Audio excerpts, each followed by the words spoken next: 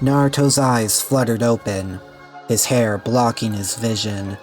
He tried to raise his arm to move it, but couldn't. He channeled a burst of wind chakra to do the job, able to look at why his arm was stuck. Haku's head rested on his shoulder. Brown hair splayed across the small mattress. Her gentle breathing combined with Naruto's, making their cave the perfect temperature. Naruto just lay there for a while, his hand wandering across Haku's back, though his face didn't show it.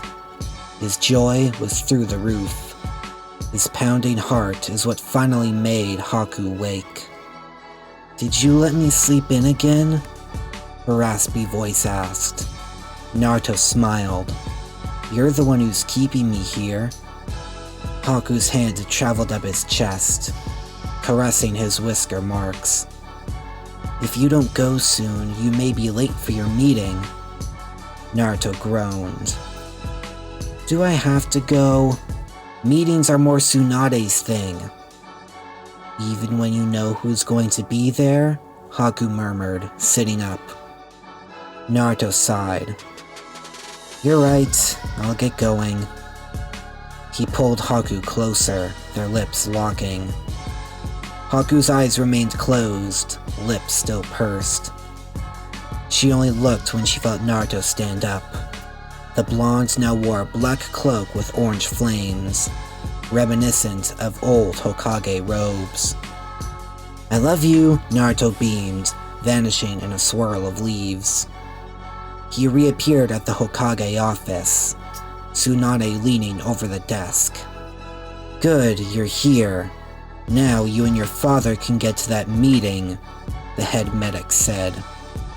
The Hokage chair turned, Minato sitting comfortably, besides the large Hokage hat. "You ready to head out, son?" Naruto nodded, the two blondes walking out as Tsunade sat down. A comfortable silence followed the pair, until they entered the meeting room. Inside sat the other Kage, accompanied by all the Jinchuriki. "I see you're doing well," Naruto chuckled, Fu jumping up to hug him. "She's been waiting for this all week," Utakata muttered. Gaara smiled. "I'd be lying if I didn't feel the same." Minato sat down beside Yagura and Mei. "I second that. Now, I trust everything has been going well with the Tailed Beast release project." "Surprisingly well," Yugito grinned. "Though it seems Gyuki has already started to miss hearing Lord B's singing, somehow." "Seriously? I hate to say it, B, really, but your singing just isn't that good," Roshi sighed. B's face contorted. "How dare you say such a thing? I, for one—" "Please, let's not have this argument again," Han interrupted. "What about you and Kurama, Naruto? Is the fox ready to be separated from you?" Yagura asked the young blonde. Naruto chuckled, clutching his stomach. "Well, Kurama is—" "Wake up, brat." Naruto froze when he heard the faint voice. No one else seemed to, making him look down. He's not quite ready, I'm afraid." Yagura nodded. "I see. Let's move on then. We have a lot to discuss," Minato stated, his son sitting down beside him. They finished by noon, the Kage and Jinchuriki saying their goodbyes. Naruto found himself absent the whole time, pushing his jumbled thoughts to the side as Minato opened the door to his home. Naruto was hit by a smell of delicious food, looking to see his mother in the kitchen. "Welcome home," Kushina grinned. "Will Haku be joining us today?" Naruto was frozen again for a moment, feeling a rumble in his stomach. "Naruto, are you feeling okay?" Naruto stiffened as his mother cupped his face in her palms, staring deeply into his eyes. "Yeah," Naruto forced out. I'm fine, just a little tired. As for Haku, I think she had some things she wanted to speak to Mei and Yagura about before they left. Kushina nodded, planting a kiss on her son's forehead. The family of three sat down, Naruto's unease vanishing instantly.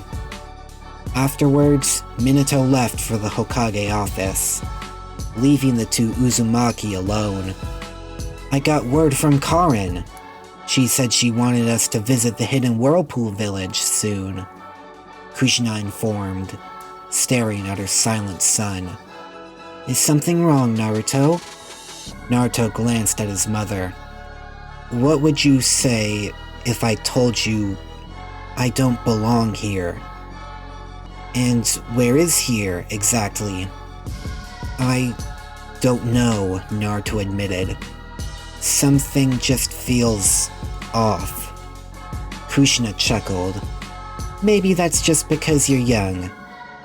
You've also got a lot of responsibilities, people counting on you.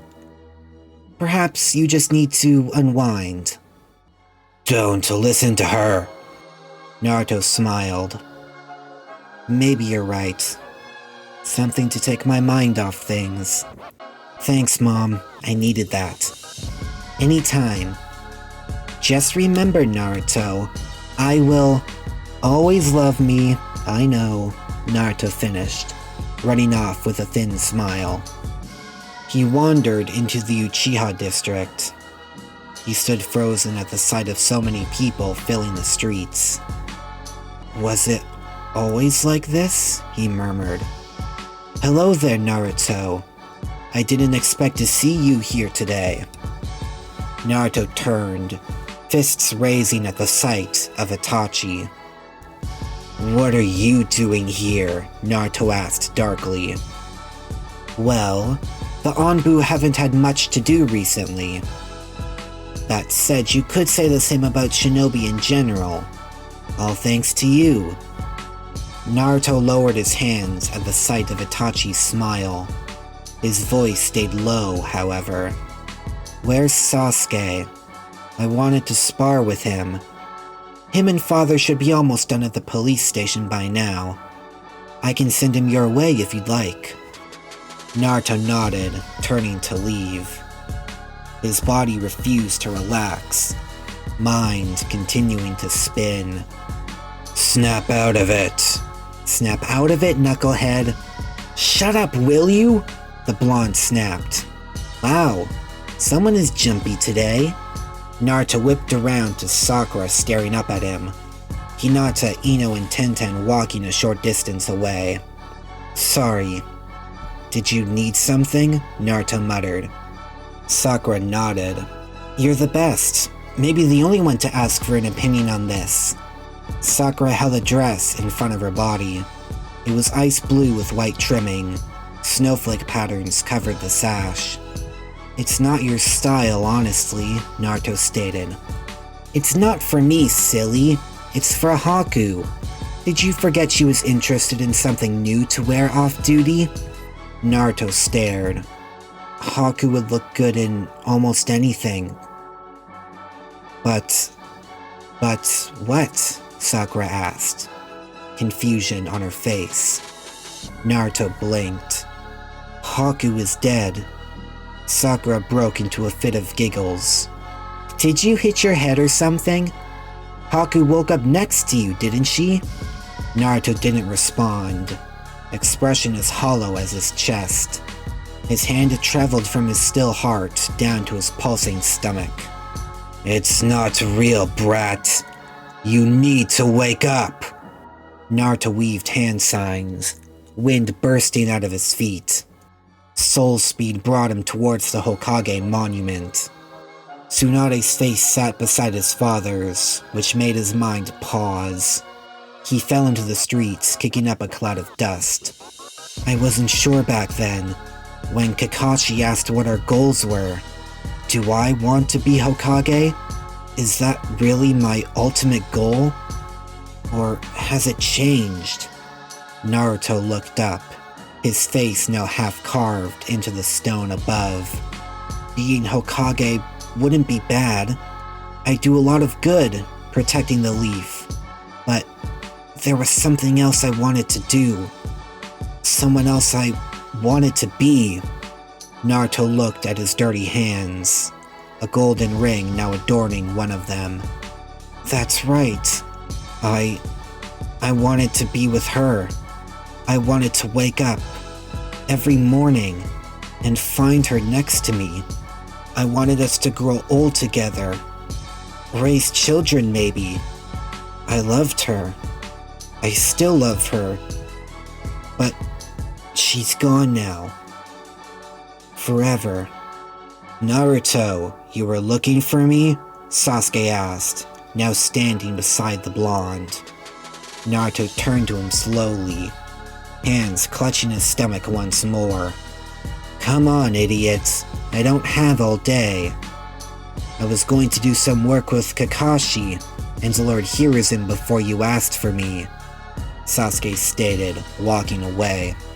Naruto locked onto the Uchiha's neck. What happened to Orochimaru? He asked slowly. Who are you talking about? Sasuke asked. The one who was supposed to give you the curse mark, Naruto added. You're losing me, Sasuke frowned. Naruto's eyes glazed over in intense thought. Show me your Sharingan, he ordered.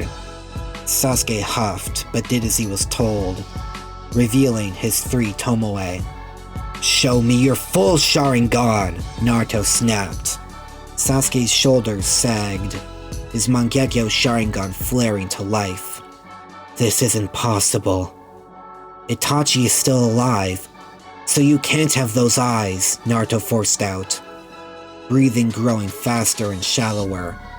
All of it, it's not adding up. Quickly, Sasuke, use Amaterasu on me. Sasuke raised an eyebrow. That will kill you, you know. Naruto nodded frantically. Sasuke didn't need more convincing, much to the blonde's confusion and realization. Black flames spreaded across his body, yet he felt nothing. Sasuke stared in awe as Naruto sent the flames flying off himself with a burst of chakra. Naruto focused on the falling flames, their endless heat beginning to burn the buildings around them. After a moment they vanished, Naruto looking back to Sasuke. It's not real. It's not real. All of it. It's all a dream, the voice shouted, Naruto clutching his head in a desperate attempt to make it stop. He knew it wouldn't. None of this is really happening, Naruto shouted deliriously. Don't you get it, Sasuke? It's all too perfect, yet full of contradictions. There are people alive that should be dead, events that had to have happened but haven't. None of it is real, not even you. Maybe not even me. Of course you're real, you idiot, Sasuke snapped back. None of this would exist if it wasn't for you. Naruto's confusion vanished as quickly as it appeared.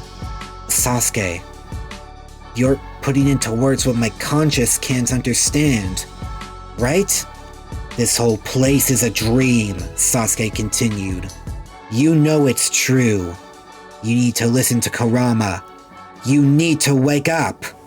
Naruto was enveloped in golden chakra, his cloak splitting into a set of 9 tails. The voice in his head was clearer now, and improving. You need to find the exit, Sasuke and Kurama shouted simultaneously. Where is it? Naruto asked, looking around frantically. Sasuke pointed down the street, Naruto running as fast as he could. More and more people appeared along the path, all pointing in the same direction. Smiles were on their faces, tears in their eyes. Naruto was slowly piecing together what was happening. This is what we want, kid, Kurama chuckled. Your subconscious is taking over, and it's directing the dream the precise way we want it. But how do I break free? Naruto asked, sloppily turning each corner. Me and the other tailed beasts will open a path between your mind and your body. The moment you're ready, We can pull you out of the infinite Tsukuyomi. Right, Naruto shouted, turning the last corner, a smirk forming. He came to a halt a short distance from the village gates. One person standing away from the rest. The one part of him that didn't want this world to be a dream. The one person he didn't want to lose. Hakuyuki stood before him, her mask clasped tightly in her hands. If you like what you just heard, consider hitting the subscribe button and bell icon to get notified about new videos. If there's a part you've missed, then check out the entire playlist on screen. If you like this story, please share it with your fellow anime lovers. Any support helps a lot. That's all for now. This is Ninja Kai, disappearing in a golden flash.